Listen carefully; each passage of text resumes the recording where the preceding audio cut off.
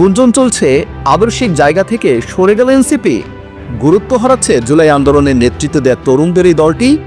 এ নিয়ে আসলে কি ভাবছে সাধারণ জনগণ তা নিয়ে যুগান্তরের ইউটিউবে একটি পোল দিয়েছিলাম আমরা। সেখানে জানতে চাওয়া হয় জামায়াতের সাথে জোট করায় গুরুত্ব হারাচ্ছে এনসিপি। দর্শক, এখানে ভোট দিয়েছিল 2,13,000 বেশি সামাজিক যোগাযোগ মাধ্যম ব্যবহারকারী, যার মধ্যে 71% জানিয়েছে যে জামাতের সাথে যে এনসিপি জোট গঠন করেছে সেটি ভুল সিদ্ধান্ত ছিল না। আর 26% মনে করছে যে গুরুত্ব হারাচ্ছে এনসিপি। আর 3% মানুষ কোনো ধরনের মন্তব্যই করতে রাজি হয়নি। এরপর গেল ইউটিউবের পোল। এবার জেনে আসতে চাই সাধারণ জনগণ বা ভোটাররা কি বলছে।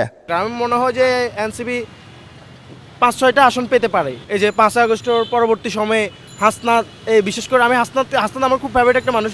এই যে নাহিদ, যারা এনসিপির শীর্ষস্থানীয় রয়েছে, তাদের কাছ থেকে আমরা যেটা প্রত্যাশা করেছিলাম তেমনটা আমরা এখন দেখতে পাচ্ছি না। 5 আগস্টের পরে যে একটা সম্ভাবনা, তাদেরকে আমরা সম্ভাবনা দেখেছিলাম তাদের মধ্যে, এটা মনে হয় এখন কিছুটা বিলুপ্তির পথে। জামাত এবং এনসিপি দুটোটাই আসলে জনপ্রিয় দুটি দল। তো তারা যদি সমন্বয় হয়ে বাংলাদেশ অগ্রগতির জন্য কি কাজ করে, তো এটা আমাদের জাতির জন্য ভালোই হবে। এনসিপি তো নতুন দল, তাই বলা যাচ্ছে না কিছু। তারা জুলাইয়ের পরে তারা বিভক্ত হয়ে গেছে। এনসিপি যখন জামায়াতের সাথে যোগ দিয়েছে তখনই তাসনিম যারা এই স্বতন্ত্র নির্বাচনের জন্য করেছে। জামাতের সাথে জোট না, এটা হচ্ছে 12 দলীয় জোট। তো তারা জোটের একটা অংশ। তবে আমি এটাকে ইতিবাচক বলেই মনে করছি। তবে আমার ব্যক্তিগত মতামত, এনসিপি সর্বোচ্চ 15 থেকে 17টা।